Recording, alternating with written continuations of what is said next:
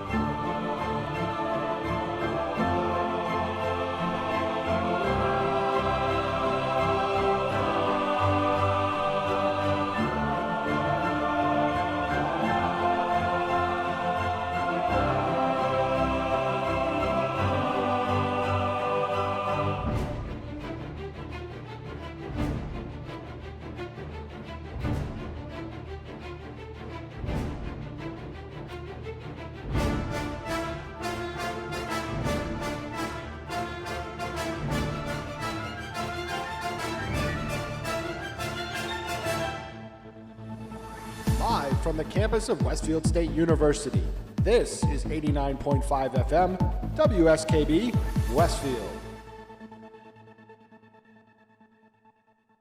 Support for the community programming of WSKB is provided by Westfield Bank. For more than 160 years, Westfield Bank has been an important community presence and commercial leader in the Pioneer Valley, with convenient full banking services in Westfield, West Springfield, East Longmeadow, Agawam, Feeding Hills, Springfield, Southwick, as well as Enfield and Granby, Connecticut. Visit us on the web at westfieldbank.org.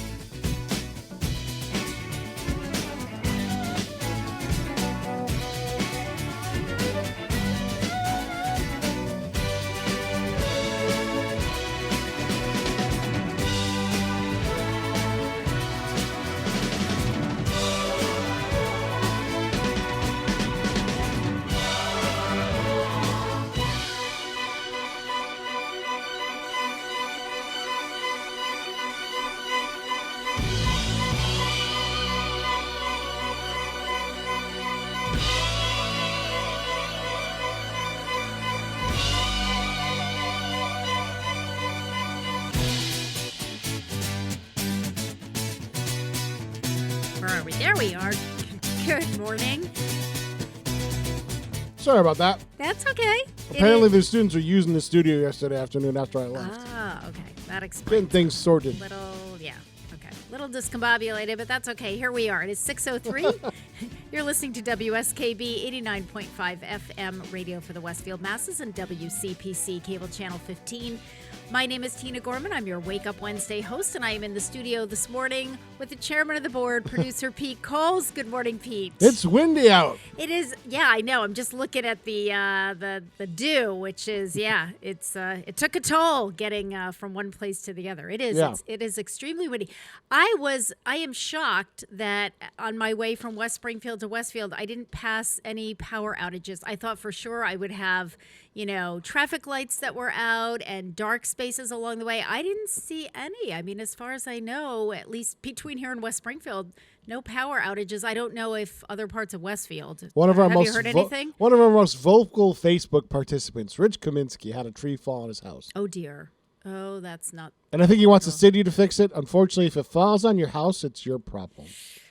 Well, the genie apparently is on scene. Okay. So at least there's that. Yeah.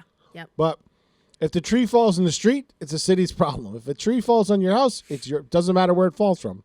It's your problem. Well, I have to tell you, our how it works. Our neighbor behind us, we had 3 humongous trees on his property right across our property line. Yep.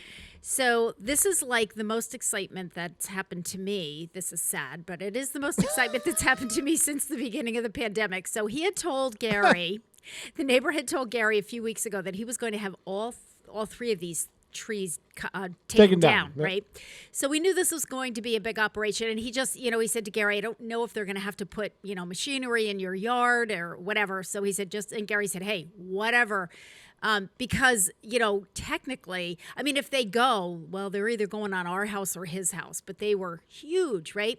So a couple of days ago, Sunday, my brother and sister-in-law had been visiting. They did an overnight on their way from Maine to Maryland to the winter apartment, and they were leaving. And Gary said, and Mike said something about the trees, and Gary said, "Oh, those 3 are coming down. We think within the next couple weeks." Well, don't you know? I go to the senior center. I come back from the senior center on Sunday night, probably around 5:45-ish, something like that, and the trees were being taken down. What an unbelievable operation, because these were really, trees that had been there forever. Sure. And I never really saw the whole operation. This thing was fascinating. I was like a little kid, Pete. All I could think of was every little boy that I know, all my little nephews and everything would have been beyond over the top excited to watch all of these huge machines and this big crane, and they're like lifting the tree trunks up, and it was amazing. And now, as a matter of fact, what happened was they started to run out of daylight. So I said to Gary, do you think if I pull my car around the backyard and flip my headlights on, that would help? Which I did. We offered it to the guys, and they said, yeah, that would be great, because they had a light on the other way, the other side. Yep. And Gary said it just took them a while to get the last stump, because it was huge. It was the biggest of the 3 trees. It was so far. It was so wide. But it was exciting to watch it all. And I'm telling you, after today, I'm so glad they did that 3 days ago, because I'm afraid one of those trees would have been right on our garage. So this is what I was hoping for when I downloaded this. This is the exact music that I thought about when you were describing that. I was like, the Acme music from Roadrunner. Yeah. I mean, there were 4 guys, machines everywhere. I said to Gary, it reminded me of when they took, do you remember when they took the old Rockies down on Main Street? Yep. That whole building came down. Well, I was in my office at the time. It was in the evening. It was like at 5 o'clock, and Karen Noblet and I were the only 2 left at the old senior center. They started to... Just sitting there? No, we weren't sitting there, Pete. The senior center was an old building.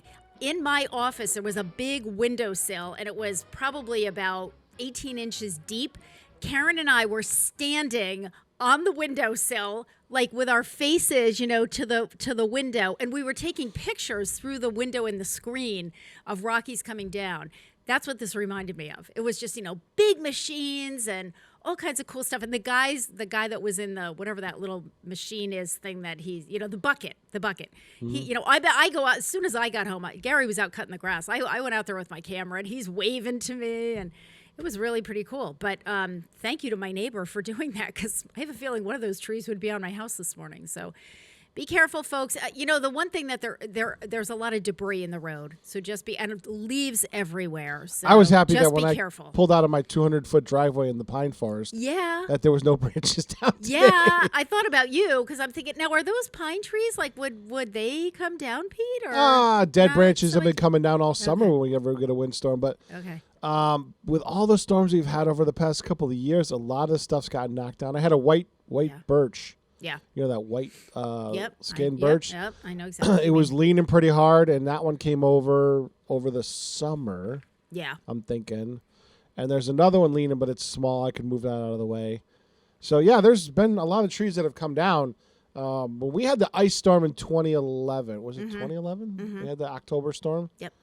Yeah, that knocked a couple of branches down I was able to move. But I was worried. I came into work. I came home from Mount Holyoke during the storm, got dressed, took a shower, and then went right to the police department because I was still working there at the time, just in case I couldn't get back out. Oh, yeah. Like, I knew I could stay at the police department Yep. and take a shower there. Yep. I told my family at the time to go to her parents' house. Yep. Just in case they got stuck. Yeah. Yeah. Because that's what I was worried about. Yeah. I was worried about getting stuck. Yep. Yeah. Well, it's interesting. Gary and I were saying that we lost a very large tree in our front yard when we had the microburst in West Side over the summer. And now with these three trees that got taken down, Gary said, this has really helped my leaf collecting. We don't have nearly as many leaves on the lawn, which has been kind of it's nice. wonderful, Yeah, Gary and I were saying, hey, this is kind of great, because those three that came down, and the one in the front lawn, it was, huge leaf bearing tree. Yep. All right, So it's a little windy. The rain has subsided. Yeah, and it's supposed to. They And said this is a classic nor'easter. It really is. Right. Exactly. I heard somebody complaining about it. Sebastian, who used to be on WCCC way back in the day, he was complaining, stop calling it nor'easter. Well, a nor'easter is any time a storm goes off the coast, intensifies, and brings winds from the northeast. Yeah. And essentially backs up off the Atlantic. Yeah. And that's what this storm is doing. Traditionally, it happens in the winter. And but so it it's can snow. happen at yeah, any time. Absolutely, of course. Yeah, absolutely. So, Sebastian, you're wrong. Yes, you are I was wrong. going to correct him on Facebook, but I didn't. Yes, and I know the meteorologists the other day were explaining it, because as soon as they said nor'easter, they said, don't think snow. This is not a snow event. We're not there yet. But they're also, the news organizations are paid to hype stuff. So of course they've been hyping the crap out of this storm for days. Of course. Yes, they have. I mean, and thank you, knock on wood. I mean, we were so lucky yesterday because I really thought. I heard you during our call there. Oh, man. How did lunch go? It was fine. It was Isn't raining. that when it let up a little bit? It was raining, but it was not yet. No, it was fine. Listen, compared to what we've been out in before and compared to what happened later in the afternoon, we had that little breathing space in there, and it was raining, but it was a light rain at that point. So yeah, because I had errands to run, and absolutely by about 1:30 or so, it started to pour again. And you know what, Pete? I did the same thing. I had to go to City Hall. I had to do a deposit. I had to do some running around. So I think it was around 1:45 or so. I thought, you know what? There's a little break in the action. I'm going out. I did. I got 3 of my 4 things done. And I was coming out of, it must have been City Hall. That was the last on my list. And it was like the heavens opened up. And I thought, okay, time to go back to the senior center. But I had done most of my running around. So, not so bad. But yeah. So today, windy, the winds will subside as the day goes on. The rain will subside as the day goes on. It's just going to be cloudy later on. So yeah, as the storm pulls away. I think lunch today there's not supposed to be any rain by 11 o'clock. And, I just heard on Might NPR still be a little coming breezy. in. Yeah, they said the winds will be subsiding as this thing pushes out into the ocean or whatever. All right, let's do a famous birthday before we take our first break. Today is October 27th, and it is the birthday of the late Emily Post, author, newspaper columnist, and radio broadcaster. She was born on this date in 1873 in Baltimore, Maryland. Passed away in 1960 at the age of 86. Born Emily Price, her father was the architect Bruce Price, famed for designing luxury communities. Her mother, Josephine Lee Price of Wilkes-Barre, Pennsylvania, was the daughter of a wealthy coal baron. So Emily Post was born into money. After being educated at home in her early years, Price attended Miss Graham's finishing school in New York after her family moved there. After her husband left her with 2 young sons, Emily Post began writing short stories that were published in popular fiction magazines. As a successful writer and a woman of social position, she was encouraged by an editor at the Funk and Wagnall Publishing Company to write a book on etiquette. Etiquette, the Blue Book of Social Usage, first published in 1922, quickly became a bestseller, bringing her fame and fortune. Post's guiding belief was that good manners began with consideration for the feelings of others and included good form in speech, knowledge of proper social graces, and charm. Emily Post believed that the best way to do almost anything was the way that pleased the greatest number of people and offended the fewest. Before her book had been out a month, readers bombarded her with questions that the book had not addressed, and these formed the basis of later versions of the book. Etiquette was originally written for the newly rich who wanted to live, entertain, and speak like the wealthy. The focus of later versions of the book, however, was the character of Mrs. 3-in-1. Oh, our female listeners will love this. A Wonder Woman who acted as cook, waitress, and charming hostess at smaller dinner parties. Oh, boy. Oh, yeah. Emily Post also started a column of questions and answers that appeared in 150 newspapers and received as many as 26,000 letters a year at her New York office and more at newspapers in other cities. During the 1930s, she appeared 3 times a week on her own radio program, which continued for 8 years. So, it's interesting, Pete, because of course a lot of, the Emily Post's etiquette is outdated, but there's another side of this. And Gary and I have had this discussion on numerous occasions, and very recently with, there are some kind of what we consider to be generally accepted, normal social graces that are no longer adhered to. Oh, my God. And it leaves us with, you don't know what to do. I'm finding, because I'm dealing with a lot of weddings in families and friends and so forth, there's a whole new set of rules regarding weddings and showers and engagement parties and all of those kinds of things, and I'm really floundering with this. And my other pet peeve, I go with how I'm brought up. Yes. Like the only thing that I adapt to is dress code. Okay. But other rules, it's like I just follow how I was brought up, and apparently that makes me wrong. But I really don't care because that's the right way to. That's the proper way to do things. I don't know if it makes you wrong or old-fashioned, because I'm really with you, Pete. That's kind of what I do. Most of it's showing people proper respect, and that's what's lacking nowadays. I agree. Proper respect. I'm right in there with you. I will tell you what has gone the way of just like out the window are thank you notes. I can't tell you. I do that by email now. Like I'll call them. Even if it's by some all right. Let's say an acknowledgement. Then I can't tell you how many weddings I've been to have given, a nice gift or a generous gift or whatever. I've yet to. I went to a wedding 3 or 4 years ago. I've yet to receive a thank you acknowledgement. Anything, an email, a phone call, a note, anything. Mm-hmm. And I'm like, what? When did that happen? When did we stop thanking people for being thoughtful? I'll credit my ex-wife with that. I don't get it. When we got our wedding gifts, we actually wrote down a list of who gave us what, so we knew how to thank them. Yeah. Well, it was really nice. Gary and I were at our nephew's. He had an engagement party down in New Jersey a few weeks ago. My sister-in-law did for the kids and wanted, the families to meet and all that stuff. And it was outdoors under a tent. It was very nice. And I have to say, I got from his bride-to-be, who's a sweetheart, Kayla, we already got the thank you note. I said to Gary, I was a week and a half after and thank you for coming. Well, again, that's the basic respect. Yeah. And this generation, I've noticed watching the kids here, just sitting back because I don't always, I get to do a little people watching in school. Mm-hmm. These kids are all about themselves, and it's not. It's a societal issue because it's how they're. Yeah. It is. how they're not necessarily taught by their parents because most of their parents don't have the time.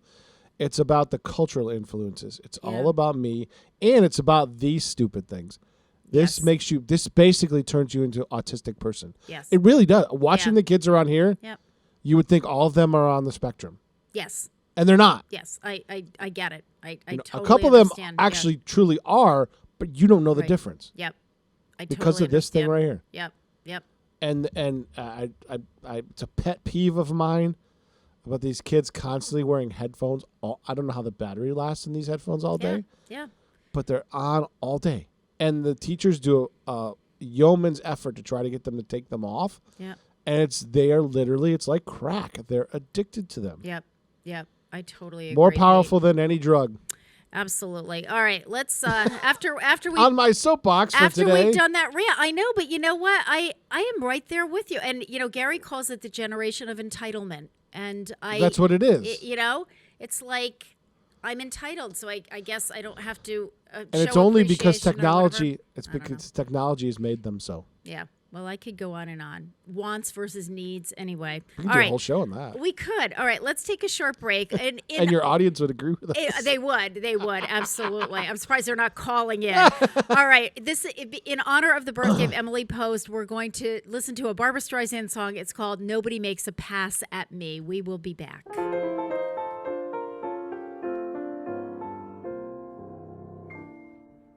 I want men that I can please, that I can squeeze, that I can tease. 2 or 3 or 4 or more. What are those fools waiting for?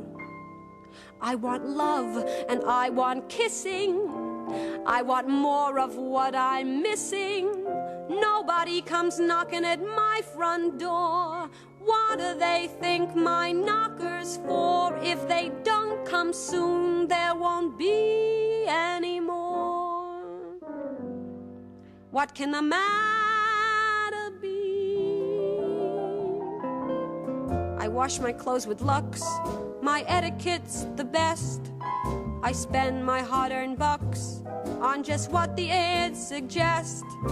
Oh dear, what can the matter be? Nobody makes a pass at me.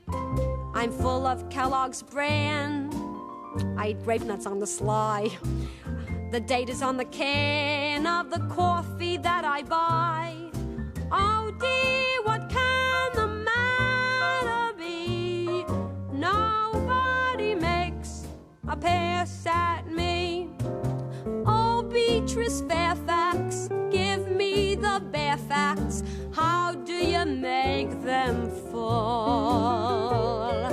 If you don't save me, the things the Lord gave me never will be any use to me at all. I sprinkle on a dash, a fragrance d'amour. The ads say makes men rash, but I guess their smell is poor. Oh dear, what can the matter be? Nobody makes a pass at me. I use Ovaltine and Listerine, Barbasol and Musterol, Lifebuoy soap and Flint. So why ain't I got it? I use Coca-Cola and Marmola, Crisco, Lesco and Mazzola, X-Lax and Vapex. So why ain't I got sex? I use Albolene and Maybelline, Alka-Seltzer, Broma-Seltzer, Odorono and Sensation. So why ain't I got fascination? My girdles come from Best. The Times it say they're chic, and up above I'm dressed in the brassiere of the week. Oh dear, what can the matter be? Nobody makes a pass at me. I use Pond's on my skin. With Rye Crisp I have thinned. I get my culture in. I began Gone with the Wind. Oh dear, what can the matter be? Nobody makes a pass at me. Oh, Dorothy Dix, please show me some tricks, please. I want some men to hold. I want attention and things I can't mention, and I want them all before I get too old. I use Mom every day and Angela's Libelor, but still men stay away. Just like Ivory Soap, I'm 99 and 44, 100% pure. What can the matter be? Nobody makes a piss at me. I don't know. Oh dear. Support for the community programming of WSKB is provided by the Barnes & Noble College Bookstore in the Ely Campus Center, offering Westfield State t-shirts, sweatshirts, and gift merchandise, all of your academic needs, and offering textbook materials in new, used, ebook, and rental formats. Available at the bookstore on campus or online at westfieldState.bncollege.com. Hi, this is Harry Rock, host of Rock on Westfield every fourth Wednesday at 8 a.m. Tune in for my view of this place I call home. Community Radio. 89.5 WSKB. Live from Studio 120 at Westfield Technical Academy, this is WCPC Channel 15 at 89.5 FM, WSKB Westfield. Good morning, Westfield. It is 6:25. You're listening to WSKB 89.5 FM radio for the Westfield masses and WCPC Cable Channel 15. My name is Tina Gorman. I'm your Wake Up Wednesday host, and I am in the studio this morning with the chairman of the board, producer Pete Coles. Good morning again, Pete. Good morning. So, Pete, do we know who Harry Rock is going to have on as his guest on Rock He has on On? Mark Corsetti. Oh, okay. City to talk engineer. about what's going on. A lot of stuff. He's done in his career. He's coming up on retirement soon in the next couple of months. I know. It's been a. There's going to be a few people that are coming up on retirement. I know, right? One of them Yeah. I got my eyes on. One of them you have for your maybe eyes a on. part-time position. Oh, okay. Very cool. Well, we can talk about that off air. I know some of them that are coming up, but I'm not. I'm like, okay, where are we going with this? All right. Yeah, I'm gonna hire Mark. He's gonna design stuff for me. Mark's gonna be a consultant somewhere. I'm sure. Mark is just his brain is fascinating. I Yeah. love talking to Mark Corsetti. Yeah.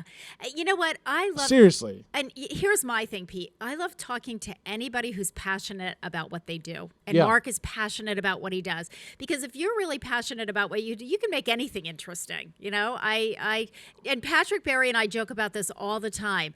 But when Patrick was doing his radio show, and he would, if you recall, Pete, he would have one guest on for 2 hours. Oh, I know. Right? And so I remember the time he was going to have the tree guy on. He had Scott Hathaway on. Yeah, that was on the stage in Tiger's Pride. And I had asked him, I said, so who, I used to ask him like a few days before, oh, who's your guest this week? And he said, oh, Scott Hathaway. I said, oh, well, who's he? What does he do? Well, he works for the city. He does trees. I said, you're going to have some guy talking about trees for 2 hours? That was a great interview. It was an awesome interview. And Patrick and I joke about that all the time. And I think that's when I realized it's not what they're talking. It's not what they're talking about. Right. It's their enthusiasm and passion Well, for the topic. Again, that's why a show like American Chopper worked. Because the original guy that was supposed to do it is one lone guy in a barn in New Hampshire. Okay. That was who the original thing was. And they went and they did a test episode, and it was like, Yeah. Okay. it's not about the motorcycles. It was about the relationship of the father and the son. And that's what made the show for years and years and years and years. The motorcycles were the vehicle. Yeah. No pun intended. Yeah. To the story. And Yep. yeah, there was great guests he had along the way. And I do miss that show. Because it was a very unique show, and it was powered by a unique person, and you can see that although he's adapted to a shorter format, he's still that curious person. Yeah. Well, and that's it. Yeah. I mean, you have to have somebody asking the right questions. But anyway, so tune in. Harry will be on at 8 o'clock, right after my show. Second hour for our show. It is the fourth Wednesday of the month. That means we have Joe Rouse, Director of Public Health, And I Get him warmed up for next week. exactly. Plus, I said to him, The okay, Joe Show. I said, Joe, you need to demystify booster shots because there's so much confusion and so much conflicting information. So we will do that second hour. Today, October 27th, is the birthday of Lee Greenwood, country singer and songwriter. He was born on this date in 1942 in Los Angeles, California. He's 79 years old today. Born with a good voice and a wide range, Lee Greenwood turned into a unique voice accidentally by overworking it in a less than healthy setting. Hailing from California, you'll love this, he used his musical training on the casino circuit, working in Reno and Las Vegas, where he dealt cards by day and sang in dark lounges by night. The physical toll of 2 jobs, the vocal strain of performing six nights a week, and the damaging endeavor to sing in smoky nightclubs before the advent of smoking ordinances brought Greenwood a permanent hoarseness. He used it to his advantage, becoming one of country music's premier balladeers. Greenwood broke through in late 1981 with It Turns Me Inside Out, in which his exaggerated vibrato brought frequent comparisons to Kenny Rogers. In short order, Lee Greenwood disposed of the Kenny clone image, but he continued to mine romantic material for the bulk of his hits. Occasional exceptions include Touch and Go Crazy and Mourn and Ride. But the biggest exception is also his 1984 signature song, the self-written God Bless the USA, which earned Song of the Year honors from the Country Music Association. The song gained renewed popularity following the launch of Operation Desert Storm in 1991, and again 10 years later following the September 11, 2001 attacks. Since then, Lee Greenwood has played across the United States at many public events and commemorations of the attacks.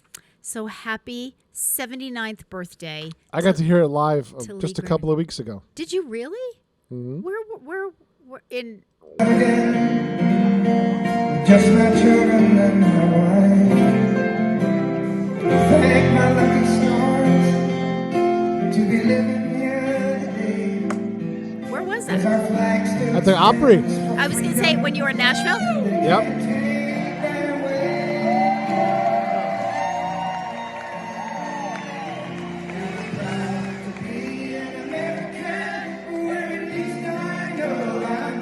Can you hear the crowd singing? Yeah. Gave me goosebumps. I didn't realize that you had seen him when you were down in Nashville. Yeah, he was one of the artists that was there. No kidding. Mm-hmm. Wow. Yeah, that would have been cool. That would have been very cool.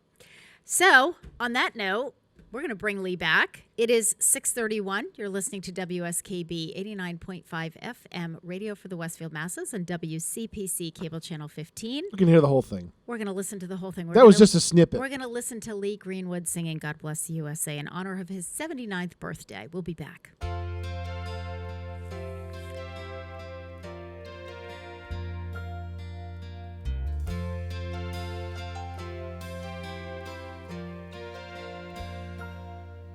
If tomorrow all the things were gone I'd worked for all my life, and I had to start again with just my children and my wife.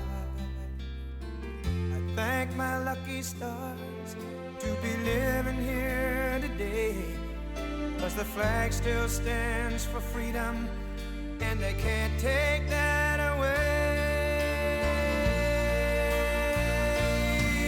And I'm proud to be an American, where at least I know I'm free. And I won't forget the men who died, who gave that right to me. And I gladly stand up next to you and defend her still today, 'cause there ain't no doubt I love this land. God bless the USA.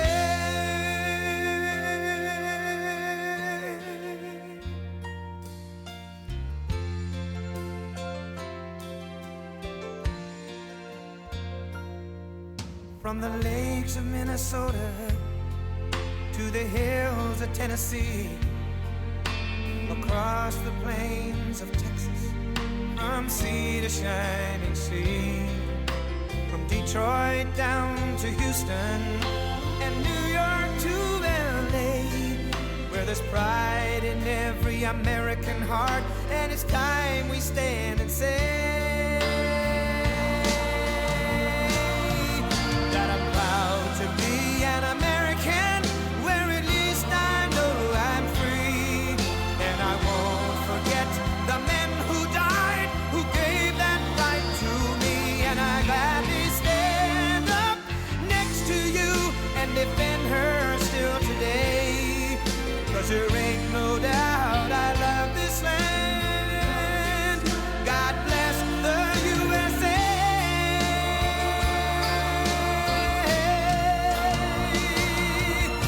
And I'm proud to be an American, where at least I know I'm free, and I won't forget the men who died, who gave that right to me, and I gladly stand up next to you and defend her still today, 'cause there ain't no doubt I love this land. God bless the USA.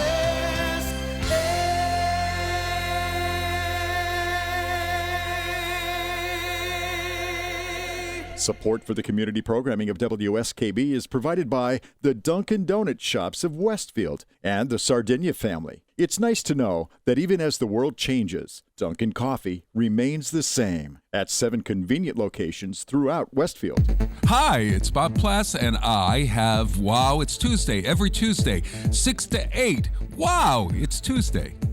Community Radio. 89.5 WSKB. I did it!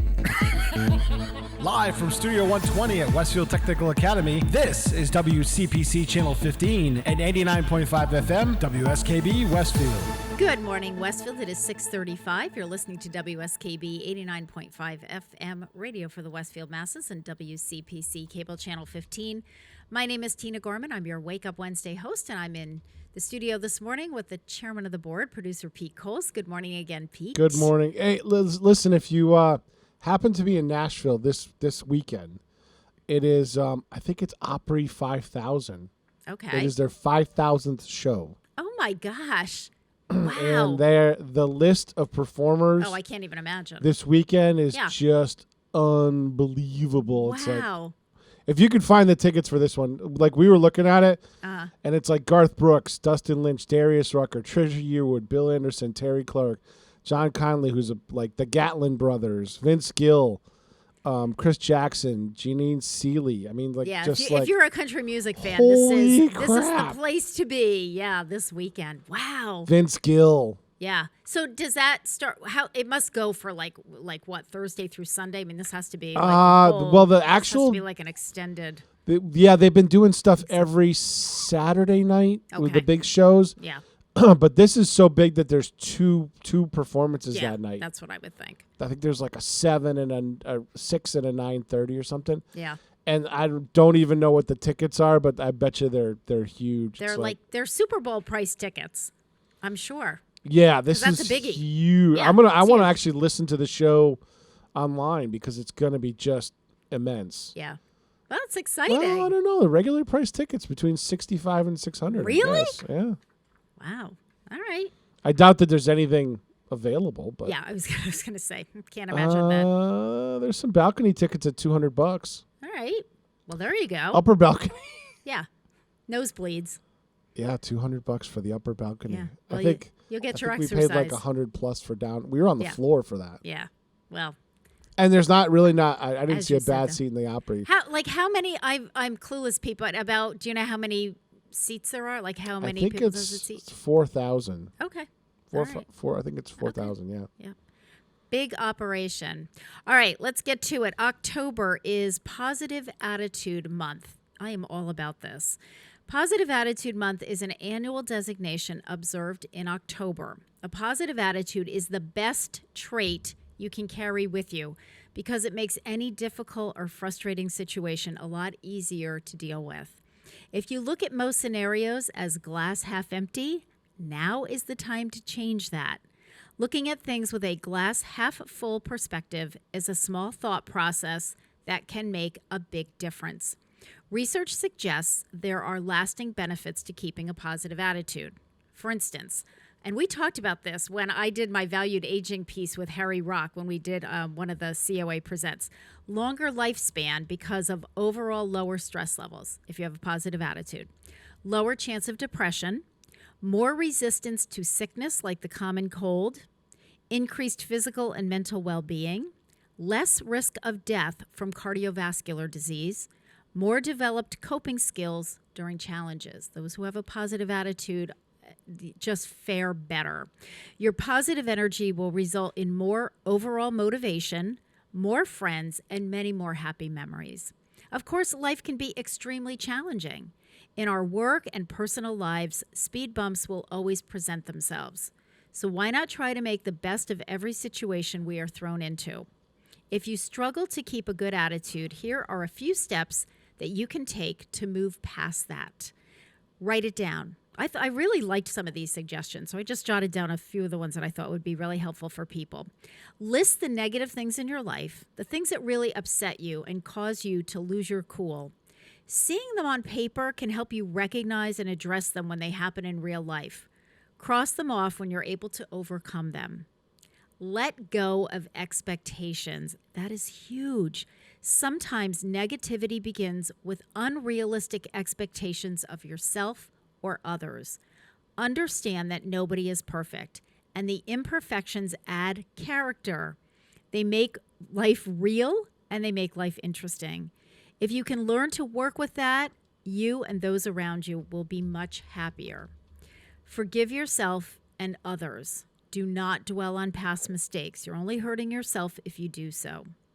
Respond. Don't react.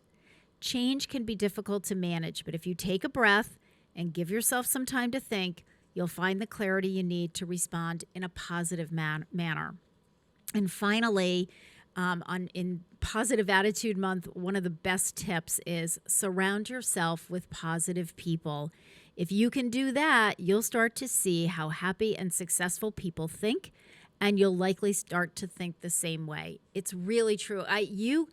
If you put yourself in a room with positive people, that energy, it's just infectious. Yeah. But so is putting yourself in a group of, negative, Debbie Downers, everything's bad, the glass is always half empty.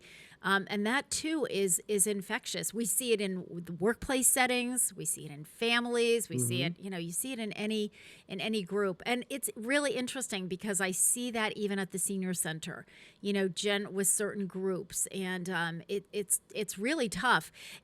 But I've also seen the opposite. I've seen where you take a group, whoever they are, whatever they're there for, and you have one or two of the glass half empty people. But if the majority of the other people are positive, they're either going to ignore them, or they're going to bring them into the, hey, switch it up. Be like, we don't want to listen to your negativity. And sometimes, believe it or not, I have one person, Pete, name will remain, unknown, but I have one person who's been coming through our curbside lunch line for 19 months now. And I consider this a huge success story. This is a person who we have managed to turn around, and it was monotone, straight face, going through the line. I get my lunch, goodbye, hello, goodbye. And it was almost out of obligation. I'm going to say hello and goodbye. Now we have this person chatting and smiling and waving to us. And I have to say, Mary Lou and Karen and I are all in awe. We all feel like, wow, what a difference. That's great. What a transformation. It really is great. And, one time I said to this person, maybe 2 months ago, it's kind of, I'm always like, hey, how you doing? How's it going? And he pulled up and I said to this person, you know what? Are you okay? Because it just looks like you're not okay. And started spilling the beans. And ever since that day, and because there were some legitimate concerns that this person had. So, again, a positive attitude. It's not that positive people don't have challenges in their life. We're all living with a pandemic, we're all in this. We're all in this together. So, but just so important. So, just remember October. I thought it was a great way to close out the month of October. Just remembering that we need to be positive. I would agree with that. I used to have a keychain that said, life is an attitude. And it really is, because we're all going to deal with our stuff, all of the baggage of life that we have to deal with. But all right, before we take a short break, I just want to remind folks that the Kiwanis Club is doing their To Serve and Protect Park of Honor, inviting you to sponsor a flag in honor of a veteran, law enforcement officer, firefighter, or first responder. We have the sheets. This is the very last week.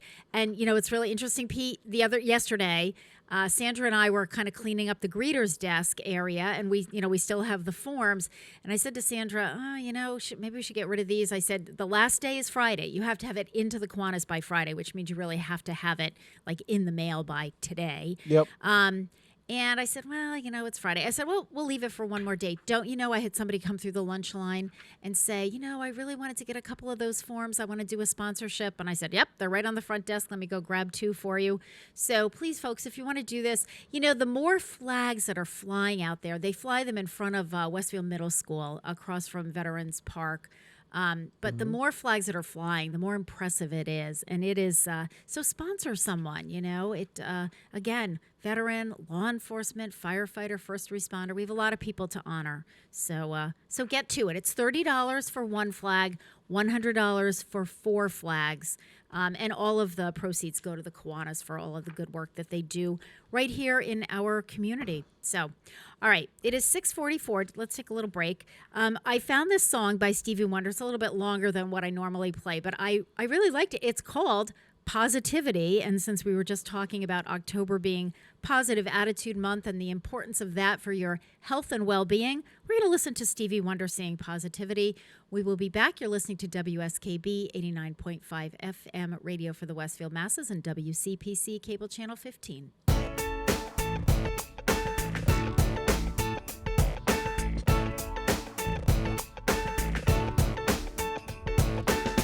People ask me why I'm always on the bright side when there's so much going down on the other side. It's like I live in a bubble with no trouble and problems don't exist.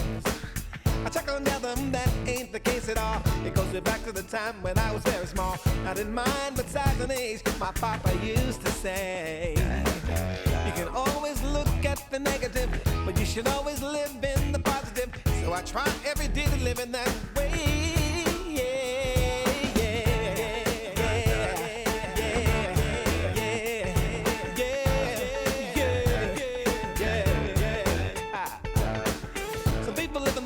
And what they could have been, as opposed to living in what is and how much they can, and be the first to complain about nothing in life going their way. The attitudes that I can't do nothing about, and very happy with just breathing in and out. The ones that when you say let's go make a difference, they'll say nah, that's okay. So I don't waste time on the trip side, cause I do know the real on the flip side, and I'm crystal clear every day. That's why I say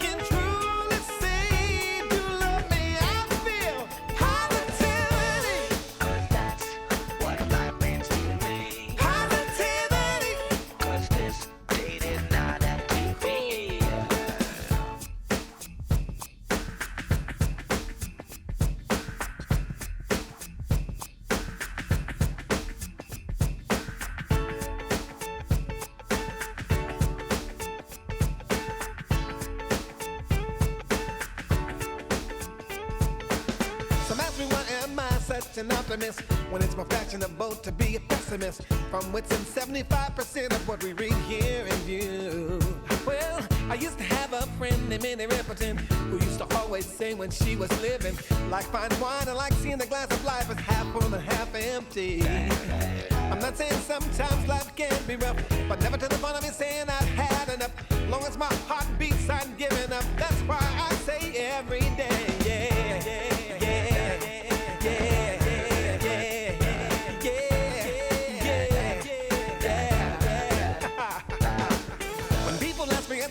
African American. What do I see for tomorrow in the human plan? Is it possible for all people of the world to coexist? I say unity is only as big as our vision, and if it's now strive to expand beyond the horizon. But true leaders must guide us through the ills of society that stand in our way. So if the road is to harmony, be with the car. But if it's about discord, don't take the ride at all. Cause the world vision I see is the one we for everybody.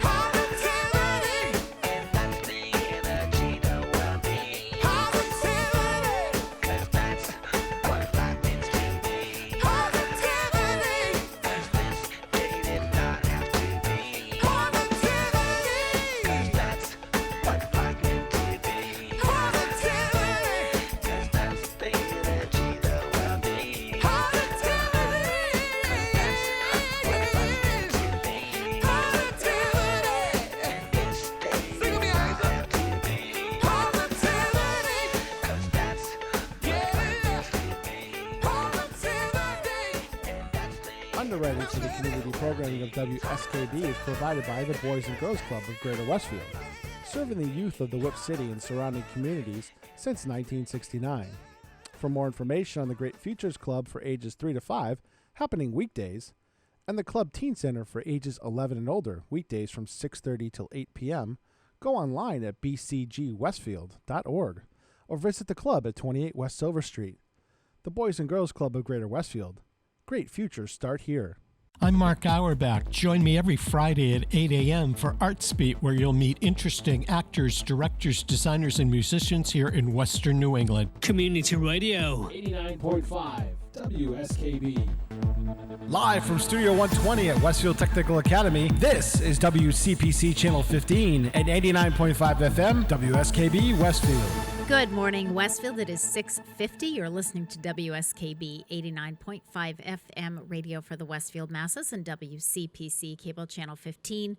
My name is Tina Gorman. I'm your Wake Up Wednesday host, and I'm in the studio this morning with the chairman of the board, producer Pete Coles. Good morning again, Pete. Good morning. So, Pete, this is just for you because I know how strongly you feel about this. October 27th is National Civics Day. Yes. National Civics Day on October 27th celebrates the importance of civic education all across America. Civic education prepares students for their roles as citizens. Governments at every level are not self-sufficient organisms. They require the action of civic-minded individuals to continue a constitutional democracy. A civic-minded society understands and accepts these responsibilities and rights. Civic education is a social science that studies the rights and obligations of citizens in society. Students benefit from a strong civics education in many ways: improved critical thinking, communication skills, community service, and civic engagement.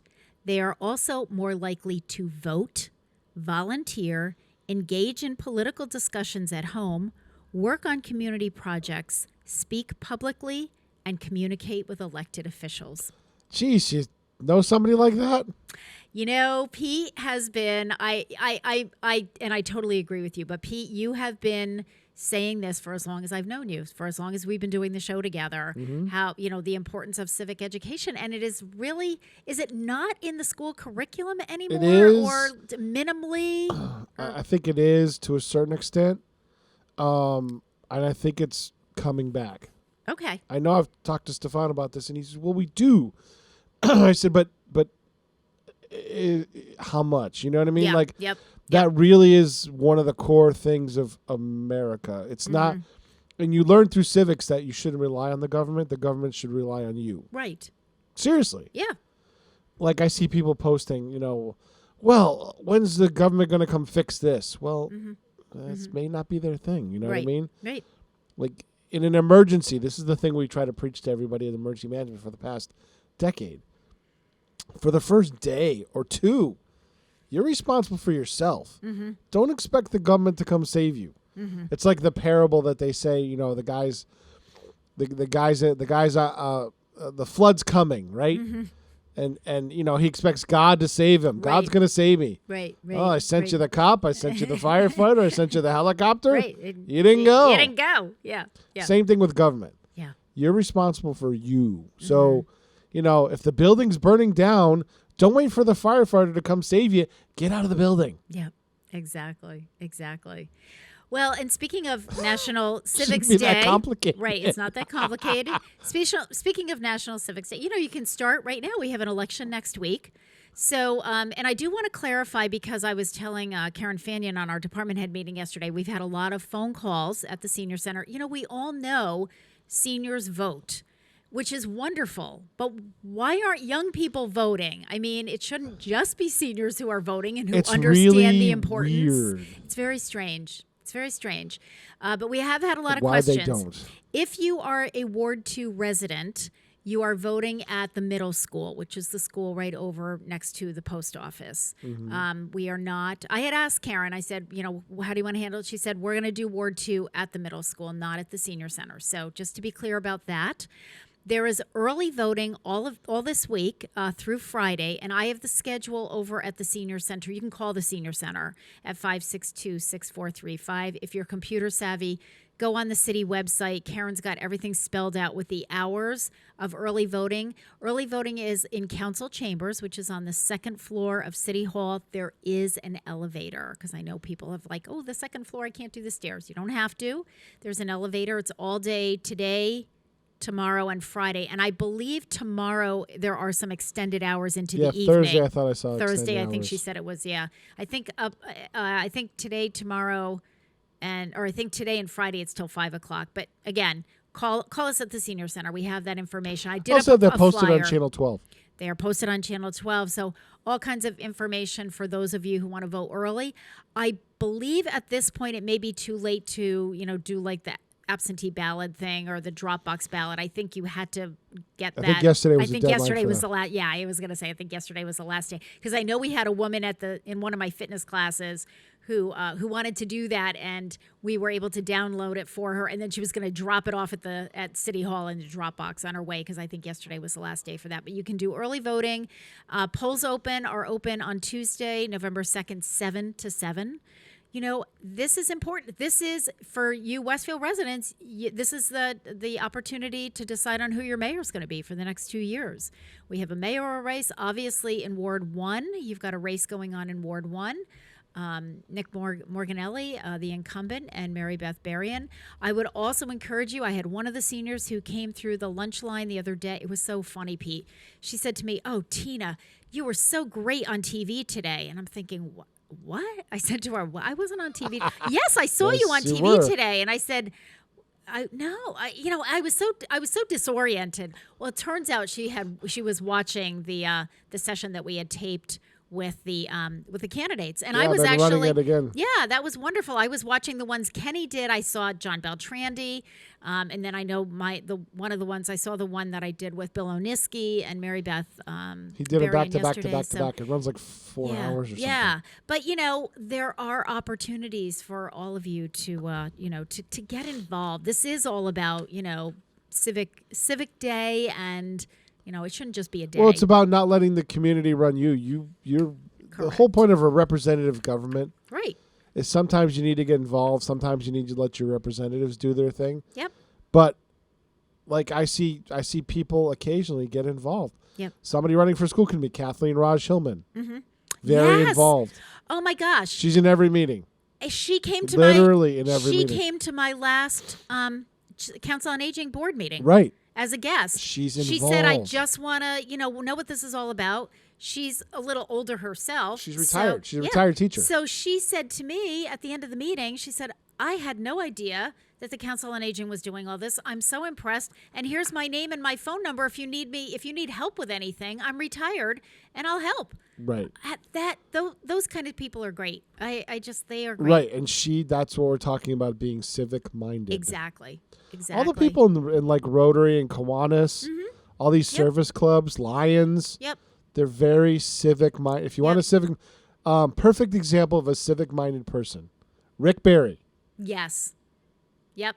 Absolutely. Now, was Rick the one that was on Bob's show yesterday? Yeah. So Rick's unemployed right now, and Well, he's trying to make ends meet. What happened? He's got time to do it. Well, what happened was I was listening to the show on my way in because I had to go in early yesterday because we had a police training over at the senior center. By the way, he won Making the List yesterday with God Bless the USA. Oh, there you go. Uplifting songs. There you go.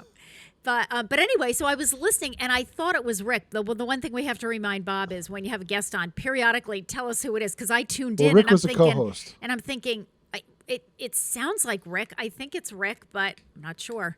So, yeah, but you're right. Rick Barry, there are certain the go-to people, the people that, you can call on the phone. Jay Pagluka. I mean, they're just, it's like, can you help with this? Or Bob Plass. Yep. I mean, we got, there are a lot of them in Westfield. There's a whole list. But you know what? We're lucky. Let's add your name to the list. Let's get some of the people the names even if that you we don't have a know. lot of time, come on and help once in a while. Exactly. And you know what?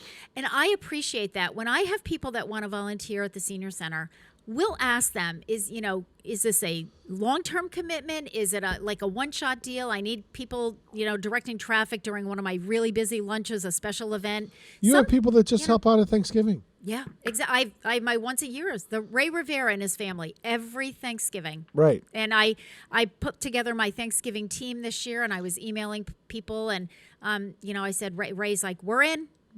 Patrick Berry, we're in. I'll bring either Mimi or one of the girls, but and for some it's become their family tradition. They help out on this day for a few hours.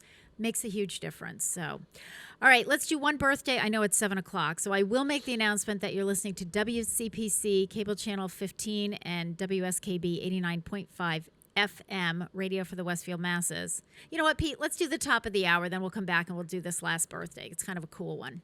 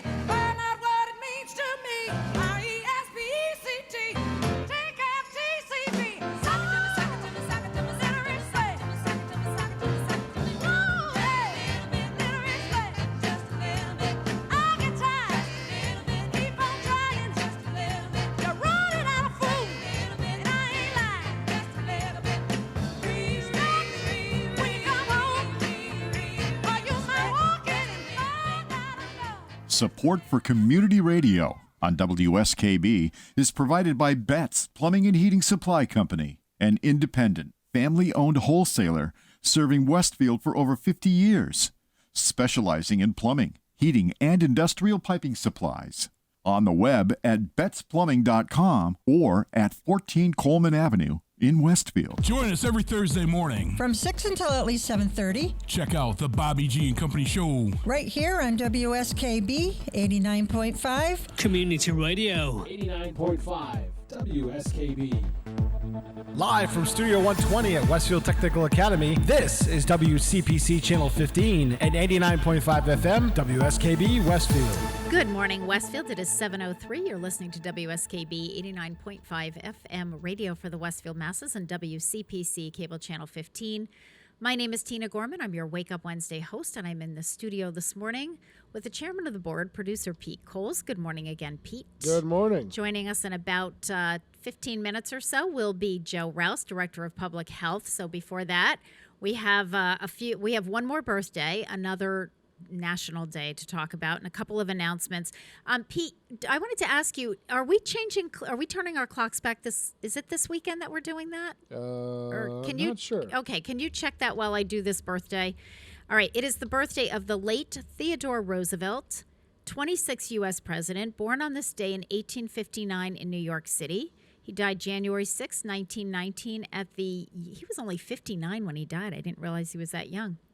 When his father died during his second year at Harvard, Teddy Roosevelt channeled his grief into working even harder than he already was. After graduating magna cum laude in 1880, he enrolled at Columbia Law School and got married to Alice Hathaway Lee of Massachusetts. Roosevelt didn't stay long at law school, opting instead to join the New York State Assembly as a representative from New York City, becoming the youngest to serve in that position. Not long after, Roosevelt was speeding through various public service positions, including captain of the National Guard and minority leader of the New York Assembly. However, the tragic deaths of his mother and wife, which occurred on the same day, February 14th, 1884, which was Valentine's Day, propelled Roosevelt to leave for the Dakota Territory for 2 years. There, he lived as a cowboy and cattle rancher.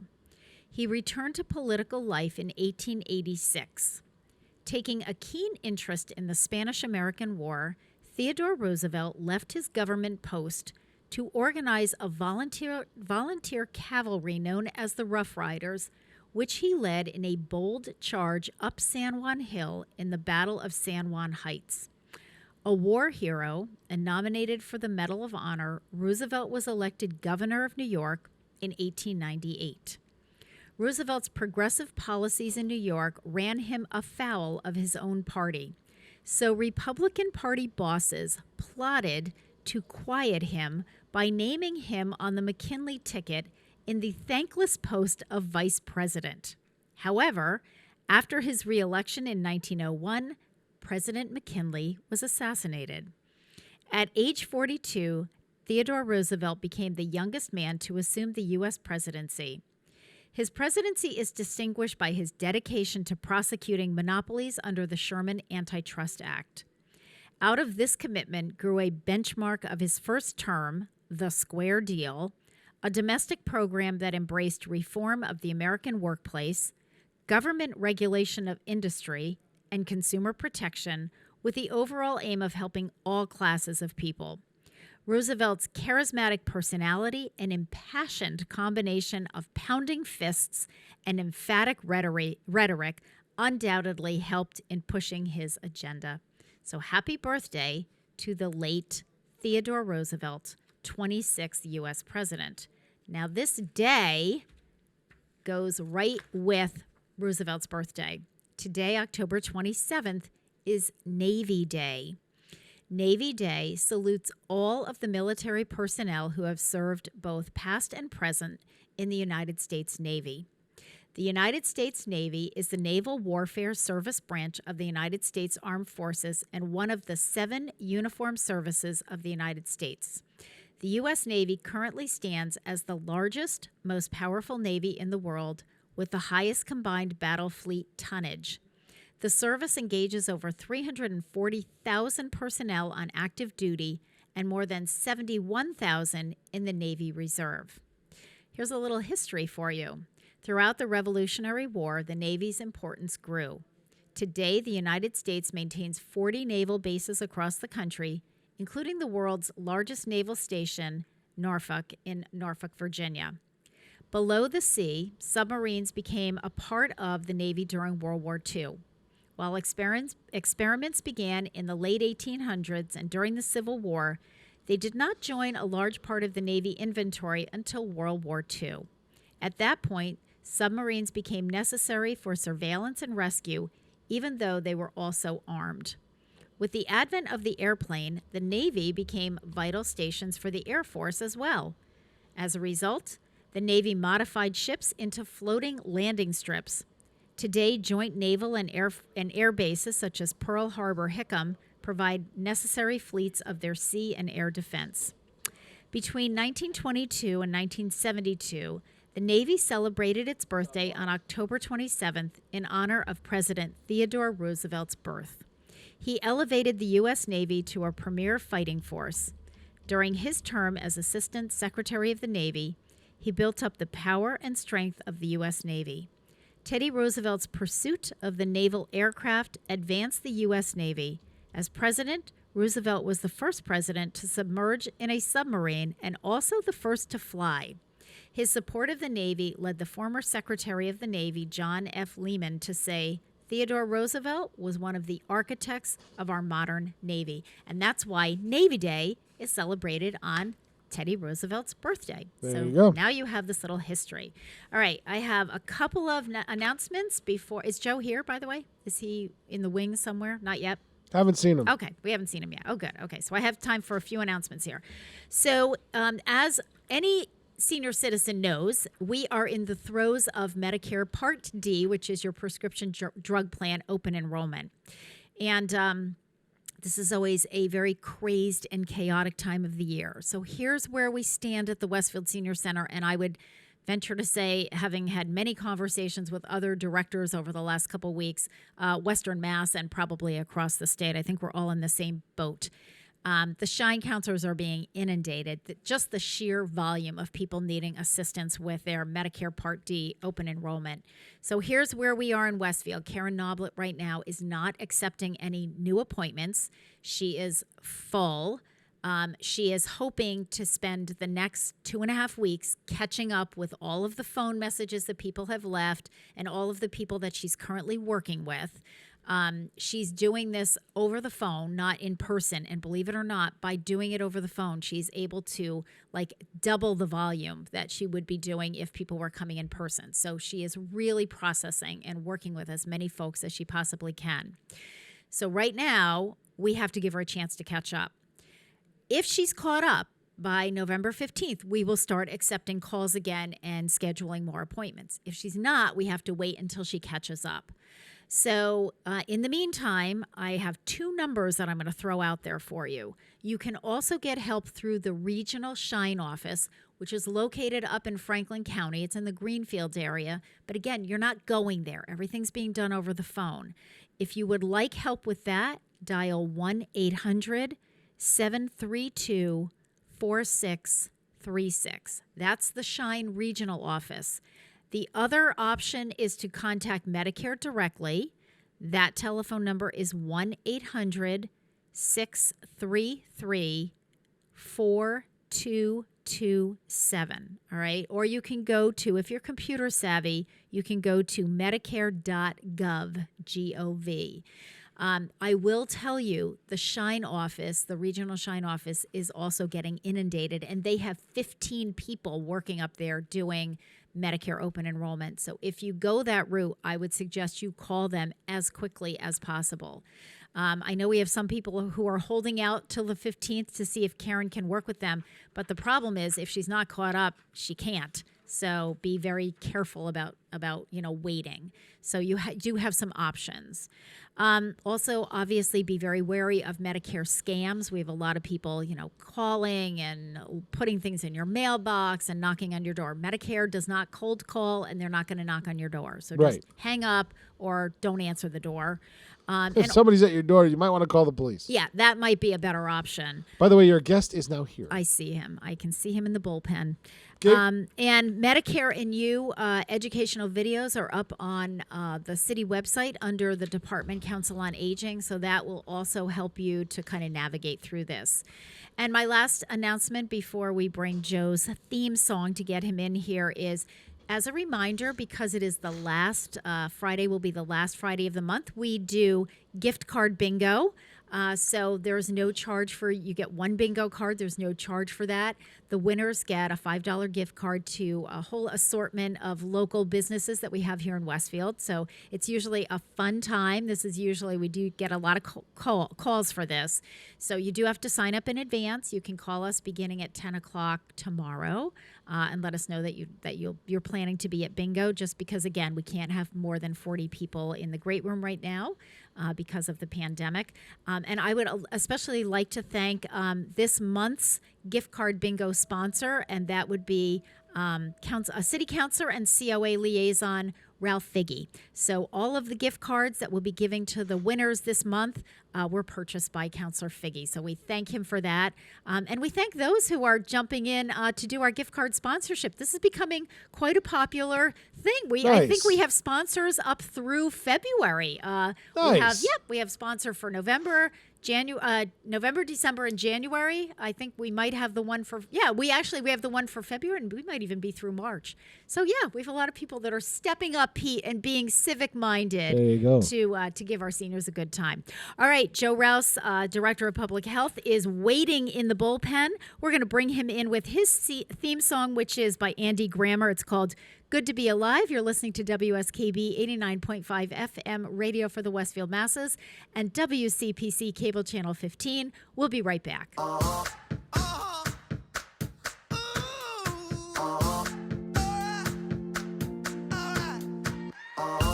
been grinding so long, been trying it for years, and I got nothing to show, just climbing this rope right here.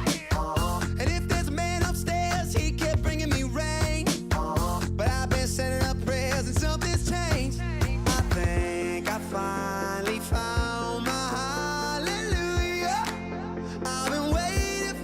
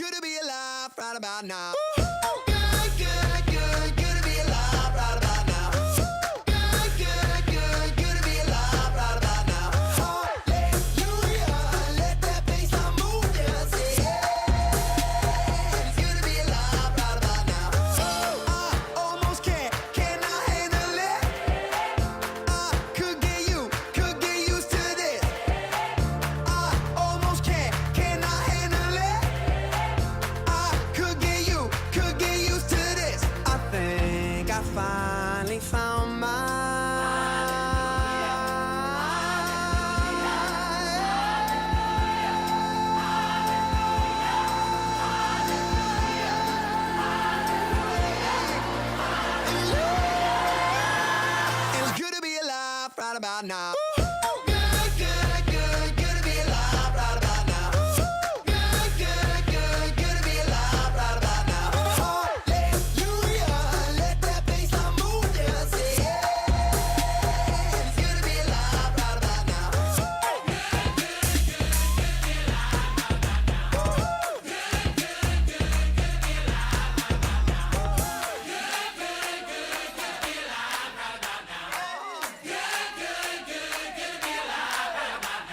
Underwriting is brought to you by Boise Cascade Distribution, providing products and services needed for building material dealers, home improvement centers, and industrial customers. They offer everything from engineered wood and plywood to Drex decking and railing, James Hardie siding, and Advantech subfloor. Located at 33 Fowler Street Extension in Westfield and on the web at bc.com, they are committed to providing quality products, great service, convenience, and value. This is Ken Stomsky from Ken's Den on WCPC 15 and 89.5 FM, Tuesdays, 8 to 10. Community Radio. 89.5 WSKB. Live from Studio 120 at Westfield Technical Academy, this is WCPC Channel 15 and 89.5 FM, WSKB Westfield. Good morning, Westfield. It is 7:19. You're listening to WSKB 89.5 FM radio for the Westfield masses on WCPC Cable Channel 15. My name is Tina Gorman. I'm your Wake Up Wednesday host. It is the fourth Wednesday of the month. My husband thinks that the fourth Wednesday of the month comes like almost every week. Because every time he says to me, well, who's your guest tomorrow? Joe Rouse. He goes, is it Joe Rouse? I said, yeah, because it's the fourth Wednesday of the month. Gary said, wasn't he just on? And I said, yeah, it seems that way. It just seems like the time is flying. I can't believe we're rapidly heading into November, but here is Joe. Good morning. Good morning. Yeah. How goes it? I made it in this time. I know, and we're really. it's always more fun when when I have people in person. Yeah, I learned with either the phone or the Zoom meetings. There's always some weird, awkward delay or some pause. It's weird. So this is way better. Way better. Yeah. So, Joe, before we start, let's talk about your new show before we get to the topic Joe at hand. Show. The Joe Show. The Joe Show. So you had to record that. You had your first show last week, right? Or last month, I mean. Right. Last month. Yep. So how did that go? That was great. I had my first guest or co-host was my mother, Carol Palmer. Oh, my God. And I love her. And I kind of love her, too. Yeah. Yeah, she's pretty good. She's a personality all onto her own. Well, this is, we were talking today is October is positive attitude month. Now, there is an example of Miss Positive Attitude. Right. She just comes in and it's like the energy, the enthusiasm. Pete and I were talking about that before. That is infectious. Yep. You hang around people like that and the glass is always half full. You're going to get through it, Yep.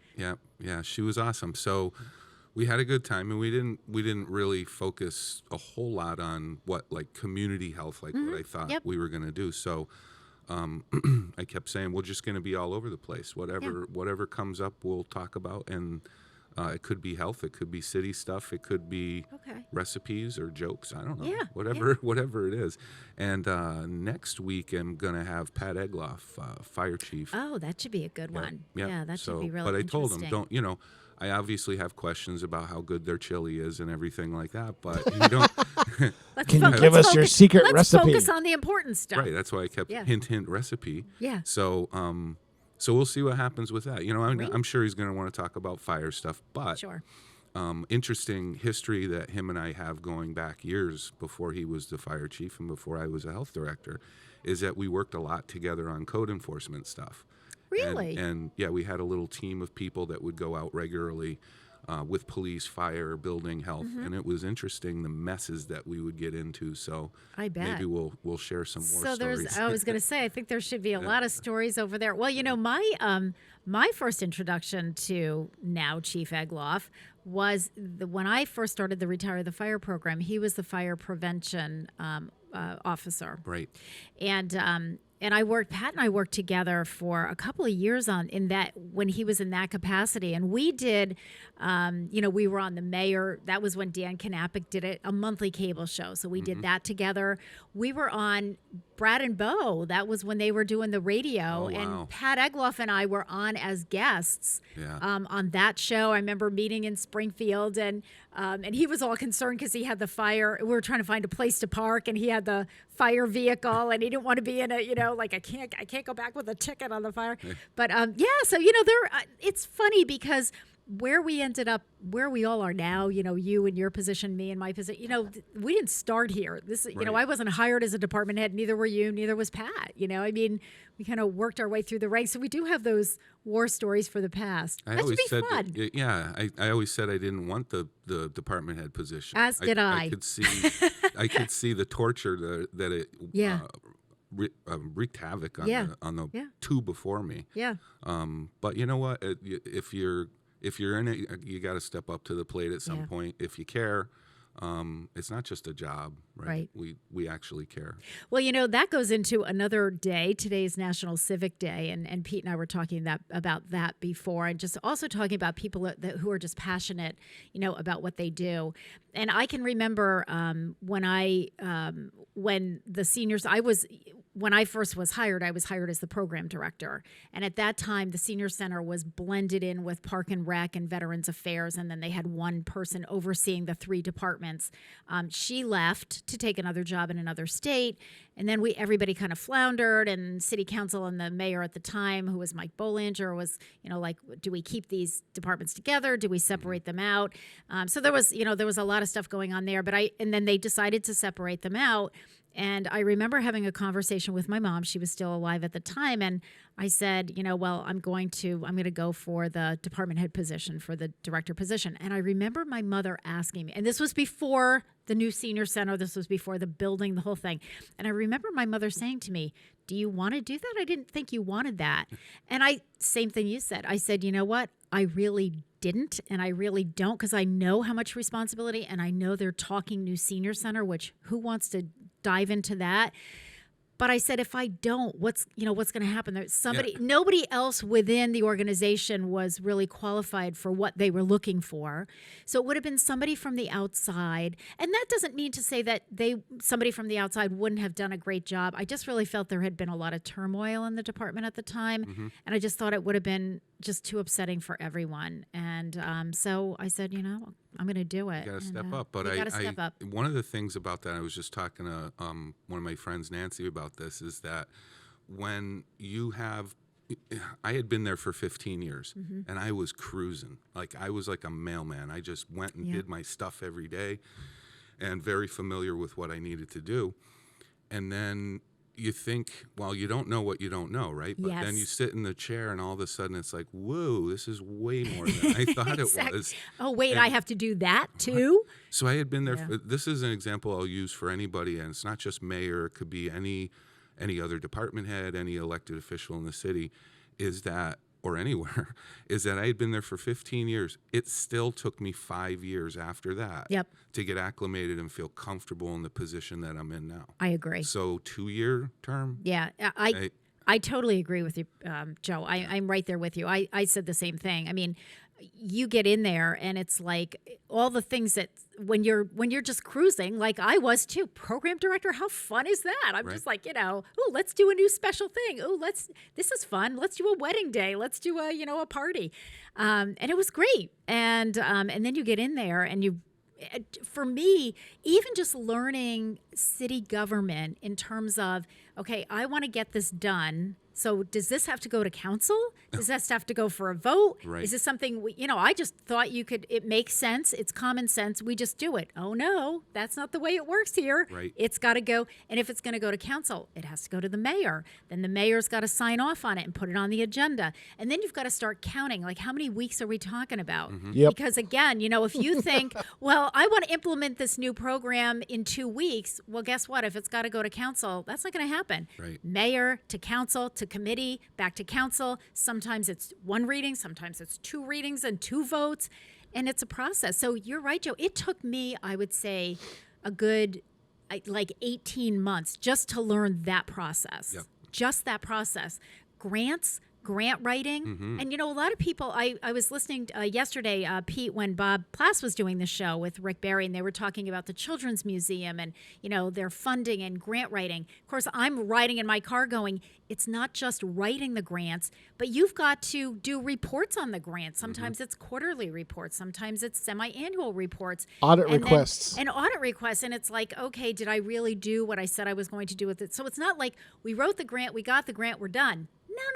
No. That's like the beginning of it. You wrote the grant, you got the grant, now you've got it. Now somebody's monitoring that.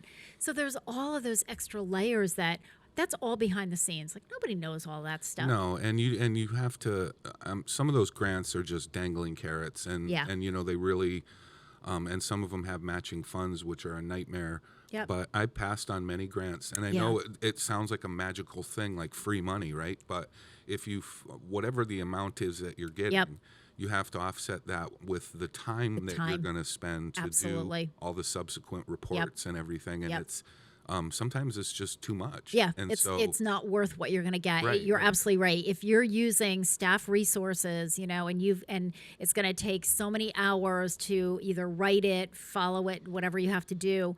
And the other thing is what are the stipulations of the grant? I like the ones that kind of say, oh, you can use this however you want to. Well, those are great. Yeah. But, if it's, you can only do this, you can do this, but not that. Well, but I want to do this over here. Well, that's, then it's like, okay, then this isn't a grant that I want because this would be nice, but it's not something I really need over here. I really need this over here. So I got to find a grant that's going to pay for that. The most nerve-wracking part about it is too, if you don't abide by the terms of the grant agreement, you could stand to have to give the money back after you've already spent it. Exactly. That's a nightmare. Yeah. So there's a lot to it. And I think, again, all of those behind the scenes, and you're right, Joe, you start putting all that together, it's about a 5-year learning curve. I would agree with that. And I think most department heads would. All right, I'll tell you what, now that we've gone on and on about that, but that's okay. That was all good stuff. Let's take our break, and then we're going to get into the business of talking about what we seem to have been talking about for the last year and a half, which is COVID. But we have some interesting stuff to talk about. We're going to talk about booster shots, and we're going to talk about vaccines for children, which is really encouraging and hopeful, and some pretty awesome news. So let's take a break, and with National Civics Day in mind, we're going to listen to Ben Harper singing "With My Own Two Hands." You're listening to WSKB 89.5 FM radio for the Westfield Masses, WCPC Cable Channel 15. My guest is Joe Rouse, Director of Public Health. We'll be right back. I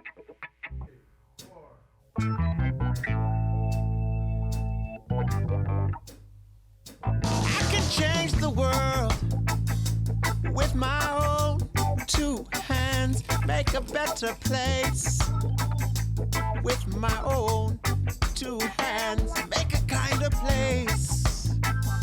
Oh, with my own two hands, with my own two hands, with my own two hands.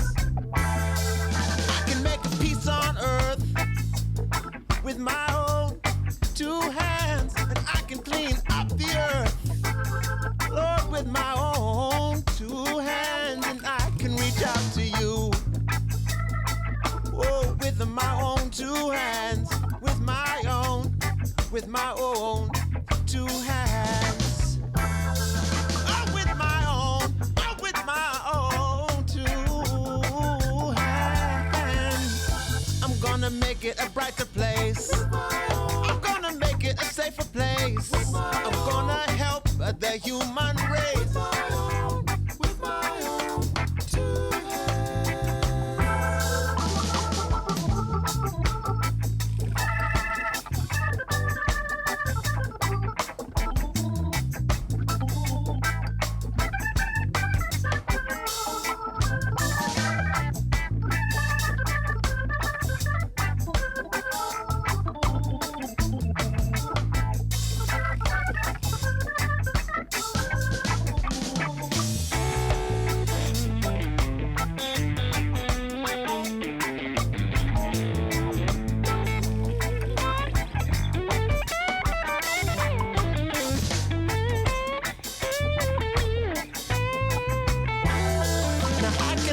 hold you in my own two hands, and I can comfort you with my own two hands. But you got to use your own two hands. Use your own two hands. Use your own two hands. And with our own two hands. With our own two hands. With my own two hands. I'm gonna make it a brighter place. I'm gonna make it a safer place. I'm gonna help the human race. Oh, make it a brighter place. I can hold you and I comfort you. But you got to use. I'll use your own. Oh, use your own, Lord.